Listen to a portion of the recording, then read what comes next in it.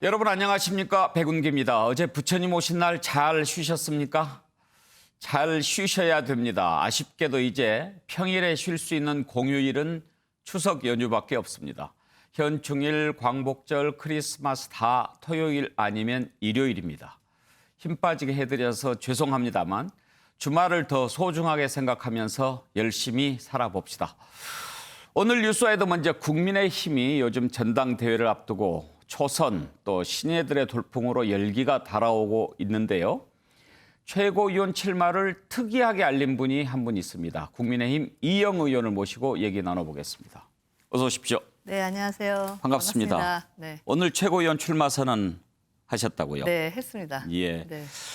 요즘 국민의힘을 초선의 힘이라고 부르더라고요. 네, 네. 국민의힘의 초선이 몇 분이나 되세요? 지금 56명 있습니다. 그러면 절반이 넘네요? 절반이 넘습니다. 오, 초선의 힘이라는 말이 나올 만하네요. 네. 그러면 지금 6월 11일 날 전당대회를 하지요? 네, 네.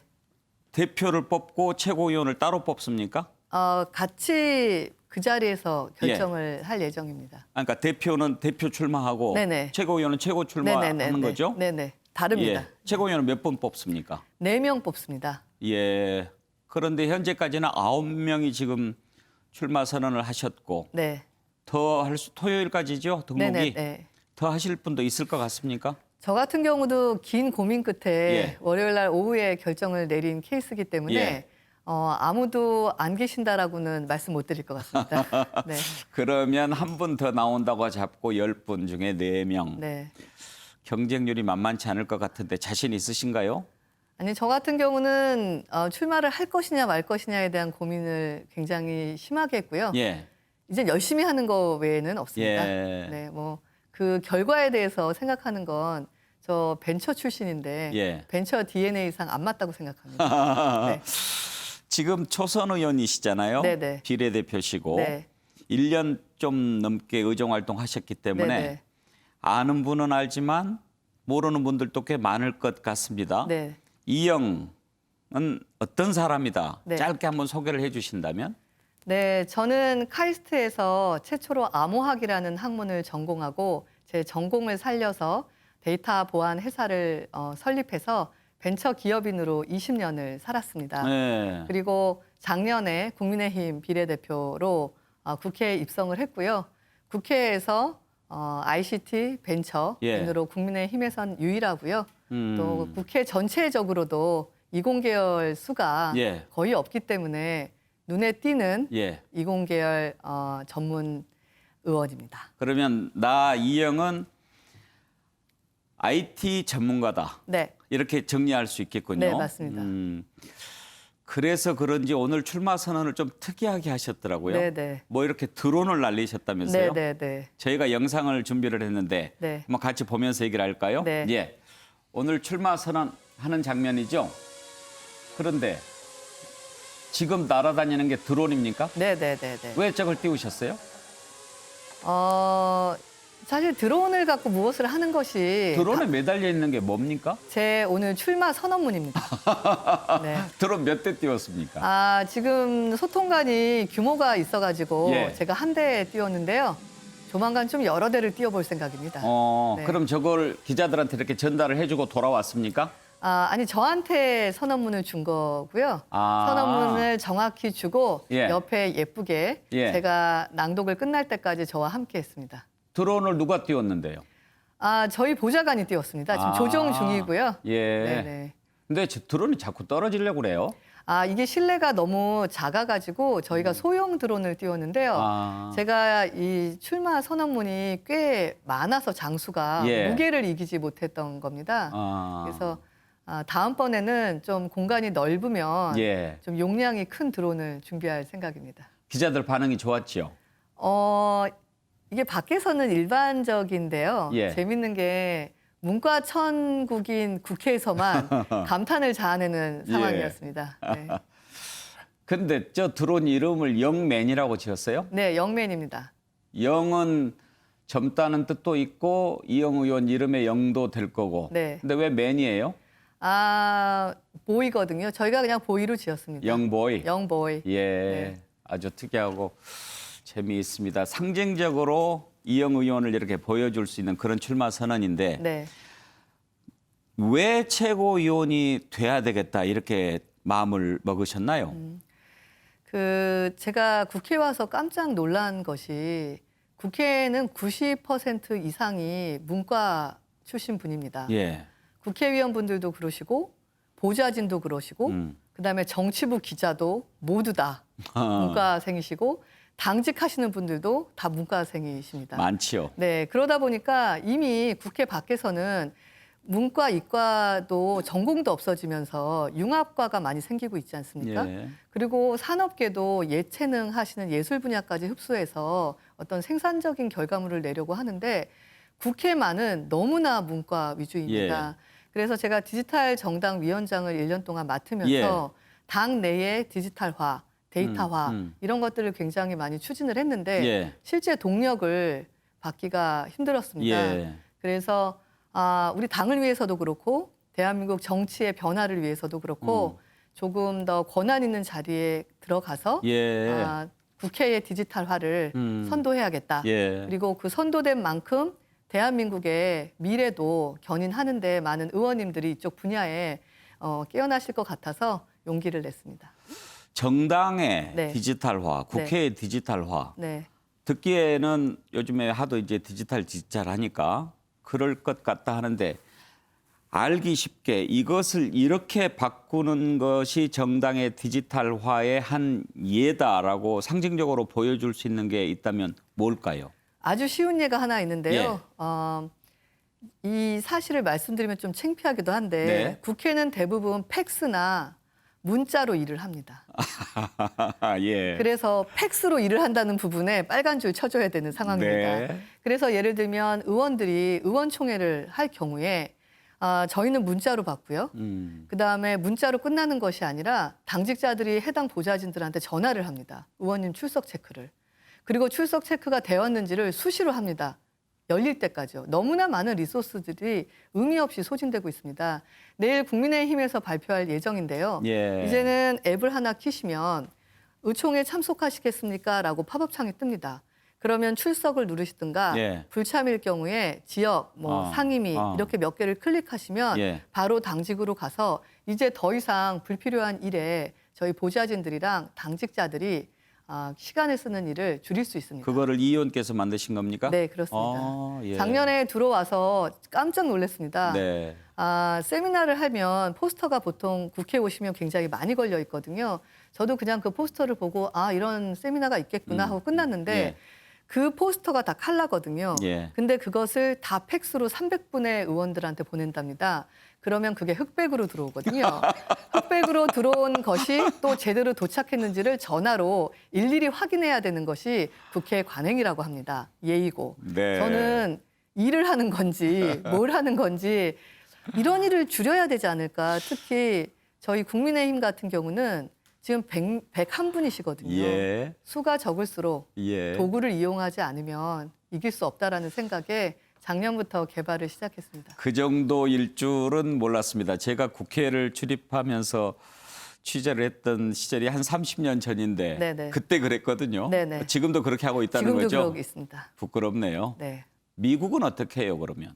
미국 같은 경우는 지금 선거만 하더라도요. 빅데이터 플랫폼을 다 이용해서 유권자가 다른 주로 도착을 해서 비행기에서 내리면 맞춤형 알람을 정당에서 띄워줍니다. 선거 시즌에는요. 그래서 정책적으로 이 정책을 국민들이 어떻게 반응하는지조차도 실시간으로 체크를 하면서 궤도 수정이라는 것을 해가고 있거든요. 그러니까 민심을 읽는다는 것이 사실은 가까운 사람 누군가에게 읽는다든가 아니면 언론에서 굉장히 많이 민심을 전달해 주시지만 대한민국 국민 전부는 아니시잖아요.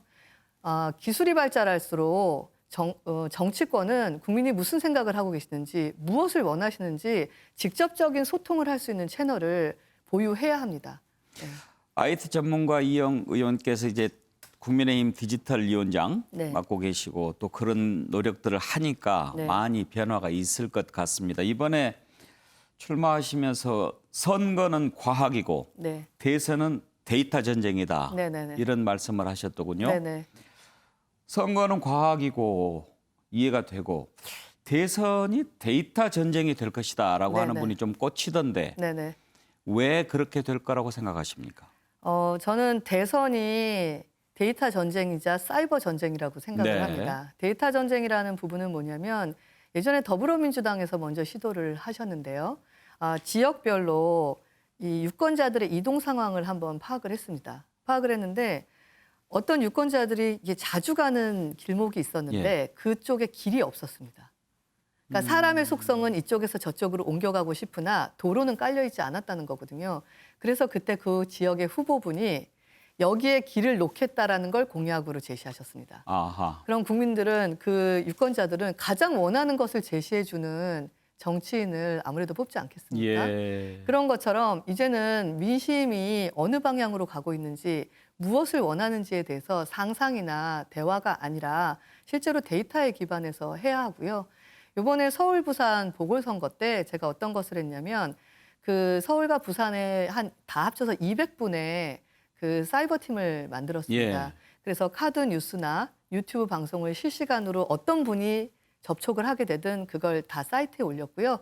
그걸 제가 다 받아서 저희 101분의 의원님들한테 중계를 했습니다. 예. 그러면 매일매일 어떤 일이 현장에서 이루어지고 있는지를 서로가 한 호흡으로 할 수 있고 거기에 또 좋은 전략도 나오고 하는 일이 있어서 그런 일을 하셨군요. 네, 그런 경험을 하셨는데 그건 사실 시작에 불과하거든요. 이번 승리에 아주 중요한 공신 역할을 하신 건데 많이들 알아줬습니까? 칭찬 많이 받았습니다. 다선 선배님들한테 예. 또 제가 그 당선한 열흘 전에는 예. 빅데이터를 분석을 해서 오차 범위가 있긴 하지만 우리 후보가 유리한지 불리한지를 매일 저녁에 예. 포스팅해드렸거든요. 그래서 그 오차 범위를 넘으려면 적어도 후보들 간의 이 차이가 어느 이상이 벌어지거나 예. 아니면 이 변화가 이렇게 일정해야 된다 뭐 이런 멘트를 달아서 해드렸는데 예. 그런 시도들 자체가 우리 당에는 처음 있는 일이어서 많이들 굉장히 좀 고무되셨습니다. 대선이 데이터 전쟁이라고 하셨는데 사실 네. 이제 데이터도 중요하지만 결국은 이제 앞서가는 정보통신 분야에 얼마나 이해도 있고 깊이도 있고 의지도 있고 이런 것들이 필요하다는 말씀도 되잖아요. 네네. 현재 이렇게 거론되는 대선 후보들 가운데 그런 분야에 좀 의지가 뚜렷한 사람 떠오르는 사람이 있습니까? 아직은 다 부족해 보입니까? 제가 좀 꼼꼼히 보도록 하겠습니다. 알겠습니다. 네, 예. 또 한 가지 더 디지털 공천 시스템을 도입하겠다. 네. 이런 공약을 내걸으셨던데 네네. 공천을 디지털로 한다는 얘기입니까? 제가 여기 와서 깜짝 놀란 게요. 예. 우리가 대학을 가려고 해도 어떻게 내가 점수를 몇 점을 받아야 되는지 어떤 과목을 공부해야 되는지를 미리 알 수 있지 않습니까? 기업을 다녀도 제가 승진을 하려면 내지는 고가를 얼마를 받으려면 어떤 성취를 내야 되는지를 알고 있잖아요. 여기 와서 제가 또 놀란 것 중에 하나는 다음번에 재선을 하기 위해서 어떤 항목을 채우고 어떤 성과를 내야 되는지가 굉장히 추상적입니다. 그러다 보니까 4년 차가 됐을 때 공천을 주고받을 때 4천이라는 논리가 정치권에서 끊임없이 제기되는 이유가 기준이 없기 때문이라고 생각합니다. 저는 시스템이 인간 이상을 할 수는 없다고 생각하지만 기본적으로 시스템이 존재하고 데이터가 들어가면 투명성과 공정성에 대해서는 조직이 갖게 됩니다. 그래서 지금부터라도 시작을 하면서 우리가 인정하는 시스템으로 올라올 수 있도록 해야 하고요. 그래서 공천 과정이 항상 사람의 판단과 그다음에 이 데이터의 판단과 그다음에 했던 성과물의 판단이 어우러져야 된다고 생각하기 때문에 그 부분을 제가 강조했습니다. 그렇게 하면 좋을 것 같은데 꼭 그것만으로 또 결정할 수 없는 그런 변수들이 많이 있지 않습니까? 정치라는 것은. 특히 그런 부분들은 어떻게 해야 될까요? 그래서 지금 조금 전에 말씀드린 것처럼 기계가 인간을 다 대체하지는 않습니다. 하지만 인간이 모든 것을 하게 된다면 특히 조직 내에서 특히 평가 같은 부분은 공정성에 대한 시비가 심하게 붙을 수 있습니다. 그래서 3년이 걸리든 5년이 걸리든 국민의힘 구성원들 모두가 인정할 수 있는 공천 시스템으로 진화될 때까지 시스템을 중심으로 데이터를 만들고 기준을 만들고 평가 시스템을 만드는 일을 지속해야 된다고 생각합니다. 그래야 앞으로 젊은 우리 청년들도 아, 내가 어떤 준비를 하면 공천을 받을 수 있겠구나라고 명확한 희망을 얻을 수 있을 거라고 생각합니다. 알겠습니다. 네. 선전을 기대하고요. 네. 오늘 이렇게 말씀 나누다 보니까 참 즐거웠습니다. 네. 특히 암호학 전공하셨다고 그러니까 암호학 배기도 좀 여쭤보고 싶은데 우리가 시간이 없어서 네. 다음에 한번 또 모시고 들어보도록 하죠. 네, 알겠습니다. 네, 오늘 나와주셔서 감사합니다. 네, 감사합니다. 네, 국민의힘 이영 의원 만나봤습니다. 이슈로 넘어가죠.